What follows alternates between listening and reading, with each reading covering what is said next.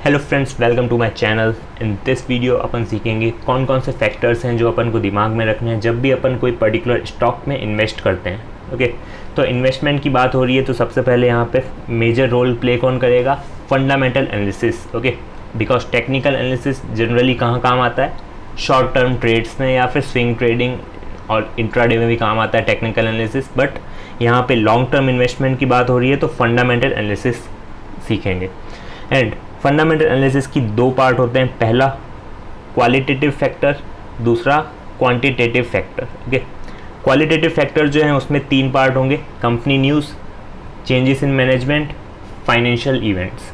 And quantitative factors में चार चीज़ें हैं मेनली, अर्निंग्स रिलीज जो क्वार्टरली अर्निंग्स होती है, balance sheet, dividends and ratios की कुछ बात करेंगे। ओके, तो इसमें बेसिकली इस पर्टिकुलर वीडियो में आपको पूरा ओवरव्यू मिल जाएगा कौन कौन से फैक्टर्स आपको दिमाग में रखने हैं। बट उन फैक्टर्स के अंदर की डिटेल अगर आपको चाहिए तो आप कमेंट सेक्शन में कमेंट कर सकते हैं कि कौन से पर्टिकुलर पार्ट की डिटेल्ड वीडियो आपको चाहिए। उससे क्या होगा, एक 15 to 20 मिनट्स की वीडियो पूरी की पूरी अर्निंग्स रिलीज पे बन सकती है, बैलेंस शीट्स पे बन सकती है, रेशियोज़ पे बन सकती है, राइट। इस पर तो कुछ बनेगी नहीं बिकॉज क्वालिटेटिव फैक्टर में जनरली कुछ नहीं होता।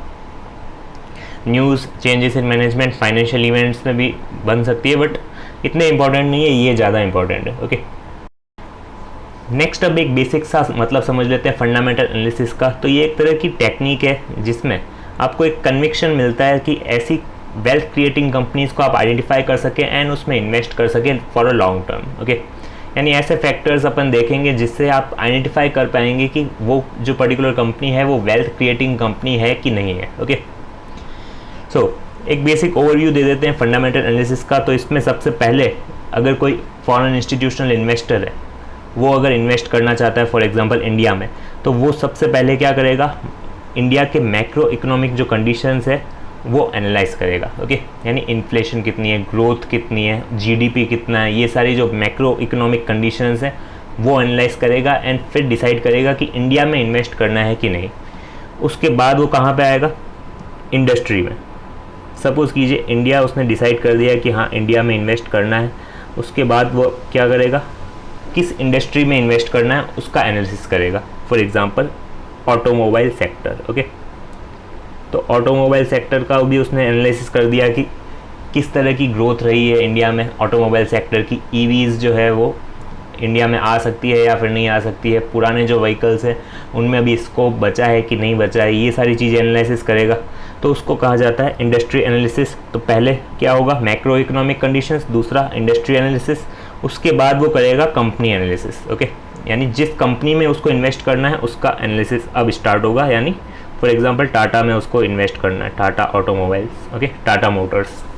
तो अब क्या करेगा, उस पर्टिकुलर कंपनी यानी टाटा मोटर्स की बैलेंस शीट्स, P&L वगैरह चेक करेगा और जो भी फाइनेंशियल स्टेटमेंट्स है और भी कई सारे कंपनी न्यूज़, यानी इसमें दोनों चीज़ें आ जाएगी, क्वालिटेटिव फैक्टर्स भी, क्वांटिटेटिव फैक्टर्स भी, जो आगे अपन देखेंगे डिटेल में। ओके, तो ये हो गया थर्ड नंबर। एंड उसके बाद फोर्थ एंड द लास्ट में क्या करेगा, फ्यूचर प्रॉफिट आउटलुक देखेगा, यानी फ्यूचर में क्या टाटा मोटर्स अच्छा कर पाएगी या नहीं। यानी फ्यूचर में फॉर एग्जांपल इंडिया में ईवीज़ का ज़्यादा स्कोप है तो फिर टाटा मोटर्स के पास ऐसे रिसोर्सेज है कि नहीं जो ईवीज़ मैन्युफैक्चर कर सके कॉम्पिटिटिव प्राइस पे, जो इजीली ग्रोथ भी हो सके टाटा मोटर्स की। तो वो सारी चीज़ें जो है वो आ जाएगी फ्यूचर प्रॉफिट आउटलुक में। तो ये बेसिकली होता है फंडामेंटल एनालिसिस का ओवरव्यू। सबसे पहले macro economic factors, then industry, then company, then उस कंपनी का फ्यूचर प्रॉफिट आउटलुक। तो इससे आप पता करते हैं कि वो कंपनी जो है वो वेल्थ जनरेटिंग है या नहीं, वेल्थ क्रिएटिंग है या नहीं। नेक्स्ट अब स्टार्ट करते हैं सबसे पहले क्वालिटेटिव फैक्टर्स थे। तो ये सिंपल से फैक्टर्स है, इसमें ज़्यादा कुछ डिटेल में जाने की ज़रूरत नहीं है। बट क्वांटिटेटिव फैक्टर्स जो हैं उनमें डिटेल में मैं इस पर्टिकुलर वीडियो में नहीं बता पाऊँगा। आपको अगर चाहिए तो आप कमेंट सेक्शन में कमेंट कर सकते हैं। नेक्स्ट वीडियो में आप उसके लिए 15 to 20 मिनट्स की एक पर्टिकुलर स्पेसिफिक टॉपिक पे बना दूंगा। तो स्टार्ट करते हैं क्वालिटेटिव फैक्टर्स पे। तो इसमें सबसे पहले आएगा कंपनी की न्यूज़। अगर कंपनी की बैड न्यूज़ आती है तो डायरेक्टली इम्पैक्ट किस पे पड़ता है, उस पर्टिकुलर स्टॉक पे। ओके, और हो सकता है फ्यूचर के उसका प्रॉफिट है उस पर भी इम्पैक्ट पड़े। तो इसीलिए अपन को ये भी ध्यान रखना है कि कंपनी की जो न्यूज़ है वो कितना इफेक्ट करेगी कंपनी को। शॉर्ट टर्म के लिए या फिर लॉन्ग टर्म के लिए। फॉर एग्जांपल अभी दीपक नाइट्रेट जो है उसमें फायर हुई थी, राइट। तो उसके बाद उस पर्टिकुलर कंपनी की शेयर प्राइस डाउन गई थी, राइट। तो उसमें आपको ये चेक करना है कि वो जो फायर हुआ, मतलब फायर एक्सीडेंट हुआ, तो उसमें इम्पैक्ट जो है वो लॉन्ग टर्म के लिए है या फिर थोड़े समय के लिए, शॉर्ट टर्म के लिए। अगर इम्पैक्ट शॉर्ट टर्म के लिए है देन आपको वो पर्टिकुलर स्टॉक का प्राइस चेक करना है। अगर स्टॉक डिस्काउंट पे चल रहा है, यानी काफ़ी नीचे चल रहा है, देन आप उसको बाय कर सकते हैं, because over the period of time वो इम्पैक्ट ख़त्म हो जाएगा एंड अच्छा खासा प्राइस वापस से वो अटेन कर लेगा। तो ये चीज़ आपको ध्यान रखनी है कंपनी न्यूज़ में कि वो शॉर्ट टर्म इम्पैक्ट कर रही है या फिर लॉन्ग टर्म इम्पैक्ट कर रही है। अगर शॉर्ट टर्म इम्पैक्ट कर रही है एंड शेयर प्राइस नीचे है काफ़ी, देन आप परचेज़ कर सकते हैं। अगर लॉन्ग टर्म के लिए इम्पैक्ट कर रही है देन आप सेल कर सकते हैं, अगर आपने परचेज़ कर रखा है उस पर्टिकुलर कंपनी का स्टॉक। तो ये था company news. Next is changes in management. तो ये सबसे ज़्यादा इंपॉर्टेंट होता है क्वालिटेटिव फैक्टर में, बिकॉज एक कंपनी को मैनेज कौन करता है, उसके जो टॉप लेवल मैनेजर्स होते हैं वो। तो उसी में अगर कोई चेंज हो रहा है किसी पर्सनल का, देन उस केस में अगर वो जो नया पर्सनल आ रहा है अगर उसकी गुडविल अच्छी है या फिर उसको एक्सपीरियंस है, उसकी एक्सपर्टीज़ अच्छी है, देन तो ठीक है। अगर कोई नया पर्सन आ रहा है जिसको एक्सपीरियंस भी नहीं है या फिर उसको इतना नॉलेज नहीं है उस पर्टिकुलर बिजनेस का, देन स्टॉक प्राइस आपको नीचे जाते हुए दिखेगी एंड ज़्यादातर लोग सेलिंग करने लग जाएंगे। और उस केस में आप अपॉर्चुनिटी देख के परचेज़ भी नहीं कर सकते, बिकॉज हो सकता है वो जो नया पर्सनल आया है वो अच्छी तरह कंपनी को मैनेज नहीं कर पाए जैसे पहले वाला मैनेजमेंट कर रहा था। Next and the last qualitative factor is financial events, जिसमें आ जाएगा आरबीआई जो रेट हाइक करती है, जो अभी के दिनों में चल भी रहा है। जैसे ही अगर आरबीआई ने इंटरेस्ट रेट हाइक की, देन उस केस में क्या होगा, स्टॉक मार्केट डाउन जाता है, ओके। एंड अगर आरबीआई ने इंटरेस्ट रेट कट की, देन उस केस में स्टॉक मार्केट ऊपर जाता है। तो ये एक थंब रूल है, ये आपको ध्यान रखना चाहिए। और डिटेल में अगर आपको चाहिए तो आप कमेंट कर सकते हैं, मैं नेक्स्ट वीडियो डिटेल में बना दूंगा 15 to 20 मिनट्स की पूरी आरबीआई पॉलिसी के बारे में एंड कैसे वो इम्पैक्ट करती है स्टॉक्स को और कौन से पर्टिकुलर सेक्टर को इम्पैक्ट करती है। लाइक इतना तो आपको भी पता है, आरबीआई जो भी इंटरेस्ट रेट हाइक्स वगैरह होती है जी मेजरली बैंक्स पे इम्पैक्ट जाता है, बट ओवरऑल स्टॉक मार्केट पे भी काफ़ी अच्छा खासा इम्पैक्ट होता है। तो ये 3 थे क्वालिटेटिव फैक्टर। इसके अलावा क्वालिटेटिव फैक्टर मेजर और कोई भी नहीं है, ये 3 ही है। नेक्स्ट अब बात करते हैं क्वांटिटेटिव फैक्टर, जिसमें प्रॉफिट्स वगैरह आएगा। तो सबसे पहले बात करते हैं अर्निंग्स रिलीज़। तो आपको पता है कोई भी कंपनी जो लिस्टेड होती है स्टॉक एक्सचेंज में, उसको अर्निंग्स रिलीज़ करनी पड़ती है, यानी डिस्क्लोज़ करना पड़ता है अपना एक P&L स्टेटमेंट, जिसमें Q1, Q2, Q3, Q4 4 quarter के रिजल्ट्स होते हैं, जिसको आप इजीली कंपेयर भी कर सकते हैं कंसेक्यूटिवली भी and year on year basis भी कर सकते हैं, बिकॉज कई ऐसी कंपनीज होती है, फॉर एग्जांपल एशियन पेंट्स। तो एशियन पेंट्स जो है वो मेजरली उनका बिज़नेस कब होता है, दिवाली टाइम में या फिर कोई फेस्टिवल्स वगैरह जो होते हैं उस टाइम में सेल्स इसकी ज़्यादा होती है। तो आप उस केस में कंपेयर नहीं कर सकते कि प्रीवियस क्वार्टर में कितनी सेल हुई, राइट। तो उस केस में क्या होता है, ईयर ऑन ईयर बेसिस पे अपन कंपेयर करते हैं, ताकि आप इजीली कंपेयर कर सकें ग्रोथ को कि कितनी ग्रोथ हुई है। बिकॉज अगर सपोज़ कीजिए कि आप अक्टूबर से दिसंबर के मंथ का इस क्वार्टर का आप इसके प्रीवियस क्वार्टर से कंपेयर करेंगे तो आपको बहुत ड्रास्टिक ग्रोथ दिखेगी, बिकॉज ये फेस्टिवल्स का सीज़न होता है, राइट। तो इसको क्या करना है, आपको इस पर्टिकुलर ईयर का क्वार्टर एंड प्रीवियस ईयर का क्वार्टर उससे कंपेयर करेंगे तो इसको कहा जाता है ईयर ऑन ईयर बेसिस। तो इससे आपको करेक्ट एंड ट्रू पिक्चर मिलेगी, ओके। तो ये होता है अर्निंग्स रिलीज़ का क्वांटिटेटिव फैक्टर। इसमें एक और चीज़ ध्यान रखनी है, अगर सपोज़ कीजिए कि कंपनी की अर्निंग्स जो है वो डाउन गई है पिछले क्वार्टर से या फिर ईयर ऑन ईयर बेसिस से डाउन गई है एंड स्टॉक प्राइस जो है वो डाउन नहीं गई है, तो ये इस केस में आपको केयरफुल रहना है, क्योंकि इस पर्टिकुलर चीज़ में वो पर्टिकुलर स्टॉक प्राइस जो अभी चल रही है वो हो सकता है कि ट्रू पिक्चर रिफ्लेक्ट नहीं करे, ओके। तो ये आप चीज़ ध्यान में रखते हुए इन्वेस्ट करना है। हो सकता है आगे जाके आपको अच्छा खासा फॉल नज़र आ जाए, तो इसीलिए इस पर्टिकुलर टाइम में इन्वेस्ट ना करके आपको जब स्टॉक डाउन जाए तब इन्वेस्ट करना है। बिकॉज अर्निंग्स तो डाउन गई है बट स्टॉक प्राइस डाउन क्यों नहीं गया है, इसके कई कारण हो सकते हैं। हो सकता है उस कंपनी की गुडविल इतनी अच्छी हो, ये भी चीज़ हो सकती है, राइट। बट फिर भी केयरफुल रहना है इस पर्टिकुलर केस में। Next is balance sheet. Balance sheet का स्ट्रक्चर आपको पता होना चाहिए। तो बैलेंस शीट मैं टी फॉर्मेट में बना देता हूँ। जनरली अब टी फॉर्मेट नहीं होता, शेड्यूल 3 के अकॉर्डिंग बनती है, बट टी फॉर्मेट में बना देता हूँ, कोई दिक्कत नहीं है इसमें। सबसे पहले यहाँ पे होता है शेयर होल्डर्स फंड। अब शेयर होल्डर्स फंड जो होता है उसमें प्रॉफिट भी इंक्लूड होता है, यानी जो इस पर्टिकुलर ईयर में अपन ने जितना भी प्रॉफिट अर्न किया वो जाता शेयर होल्डर्स फंड में ही है। तो इसीलिए जो अर्निंग्स है उसका इम्पैक्ट आपको बैलेंस शीट में भी मिलेगा। ओके, तो कह सकते हैं कि अगर अर्निंग्स अच्छी हुई है किसी पर्टिकुलर कंपनी की तो उसकी बैलेंस शीट भी काफ़ी स्ट्रांग होनी चाहिए। ओके, तो शेयर होल्डर्स फंड एंड यहाँ पे आ जाएगा लाइबिलिटीज़।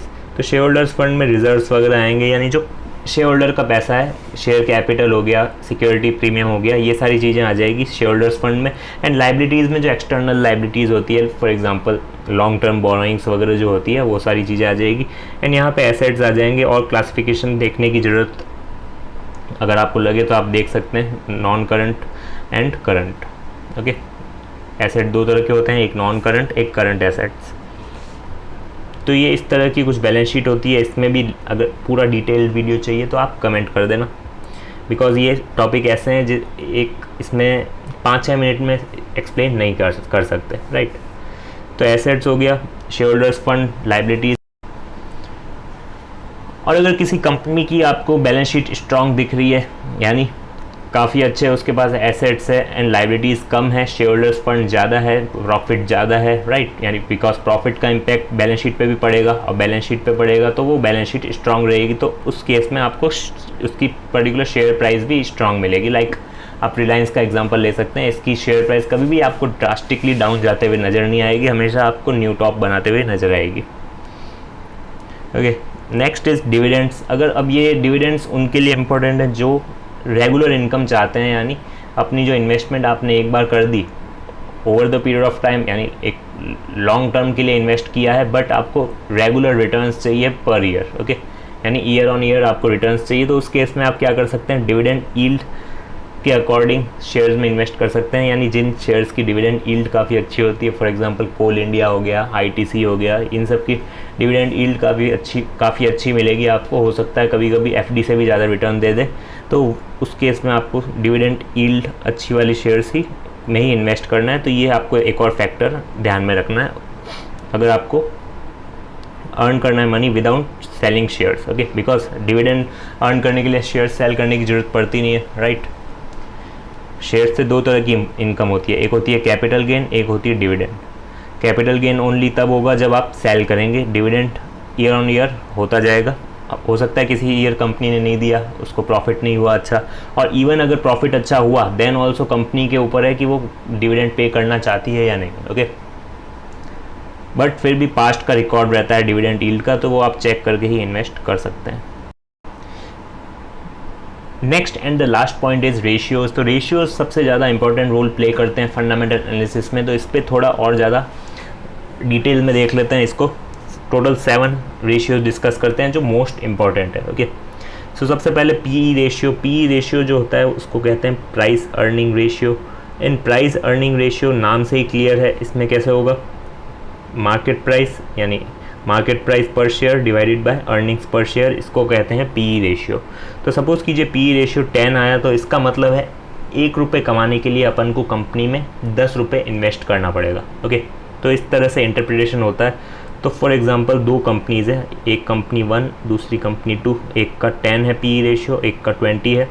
एंड तो इसका इंटरप्रिटेशन क्या हुआ, 1 रुपये कमाने के लिए यहाँ पे 10 रुपये देने पड़ रहे हैं, 1 रुपये कमाने के लिए यहाँ पे 20 रुपये देने पड़ रहे हैं। तो अच्छी कंपनी कौन सी हुई, अब आप बोलेंगे ये, बिकॉज यहाँ पे 10 रुपये देने पड़ रहे हैं एंड रिटर्न हमें 1 रुपये का मिल रहा है, राइट। बट इसमें और भी कई सारे थिंकिंग होती है, बिकॉज क्यों यहाँ पे पीई रेशियो कम है, यहाँ पे ज़्यादा क्यों है, इसका ये भी कारण हो सकता है कि इसकी गुडविल अच्छी है, ये कंपनी फंडामेंटली ज़्यादा स्ट्रॉन्ग है, लोग इसमें ज़्यादा पैसा इन्वेस्ट करना चाह रहे हैं, एंड लोग 20 रुपये इन्वेस्ट कर रहे हैं जबकि उनको रिटर्न सिर्फ 1 रुपये मिल रहा है, फिर भी 20 रुपये इन्वेस्ट कर रहे हैं। क्यों, क्योंकि उनको पोटेंशियल नज़र आ रहा है फ्यूचर का, राइट। तो ये कई सारे थिंकिंग थॉट्स हो सकते हैं, वो उसके लिए आपको और डिटेल में जाना पड़ेगा कि ऐसा क्यों है, राइट। ऐसा ज़रूरी नहीं है कि हर बार लो पीई रेशियो वाली कंपनी ही हमें सिलेक्ट करनी है, बिकॉज हो सकता है वो कंपनी फंडामेंटली इतनी स्ट्रांग नहीं हो, राइट। तो ये दोनों पॉइंट ऑफ व्यू होते हैं। तो इसमें बायसनेस नहीं होना है कि अगर कम है यानी 10 रुपये लगा के अपन को 1 रुपये का रिटर्न मिल रहा है तो उसी कंपनी में जाना है, ऐसा ज़रूरी नहीं है। गुडविल का भी फैक्टर होता है। Next is debt to equity ratio. तो ये सिंपल सा डेट टू इक्विटी रेशियो है कि कितना डेट है कितना इक्विटी है, डिवाइड करना है, नो डेट इक्विटी रेशियो आ जाएगा। इससे पता लगता है बेसिकली कंपनी में कितना डेट है, right, compare to equity. Next is return to equity, यानी शेयर होल्डर्स का जो फंड है उस पर जो रिटर्न मिला है उसका परसेंट कितना है, राइट, उसको कहते हैं ROE यानी रिटर्न ऑन इक्विटी। तो ये जितना अच्छा होगा उतना अच्छी बात है कंपनी के लिए, राइट। अर्निंग यील्ड जो है वो PE रेशियो का जस्ट रिवर्स होता है। अर्निंग यील्ड में होता है अर्निंग्स पर share divided by market price पर शेयर, ओके। तो इसको कहा जाता है अर्निंग यील्ड। एंड ये याद रखना, जहाँ भी यील्ड आता है ना, डिविडेंड यील्ड हो गया या फिर अर्निंग यील्ड हो गया, तो उसके डिवाइड में हमेशा मार्केट प्राइस पर शेयर ही आपको मिलेगा। Next price earnings to growth ratio देख सकते हैं, ये सेम होता है PE रेशियो का, बस इसमें एक एडिशन होता है ग्रोथ का, ओके। यानी ये ग्रोथ को भी कंसिडर कर लेता है PE रेशियो निकालते time. Next is price to book ratio. Price to book ratio में क्या होगा, MPS divided by book value per share, okay. तो इससे में बेसिकली कंपैरिजन होगा मार्केट प्राइस पर शेयर का and book value per share का। उसमें क्या होगा, अगर ये 1 से ज़्यादा आ जाता है देन उस केस में ओवर वैल्यूड माना जाता है, 1 से कम आ जाएगा तो उसको अंडर वैल्यूड माना जाएगा। तो ये सिंपल सा इंटरप्रिटेशन होता है इसका।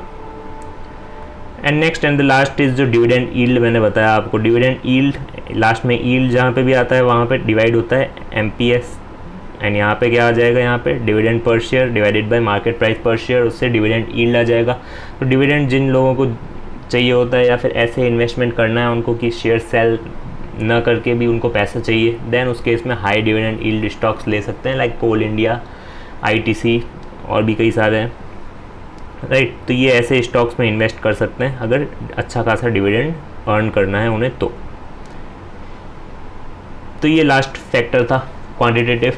तो अब आपको जो भी पर्टिकुलर पॉइंट डिटेल में चाहिए, जो भी फैक्टर डिटेल में चाहिए वो आप कमेंट करके बता सकते हैं, तो उसके लिए मैं अलग से सेपरेट वीडियो बना दूंगा।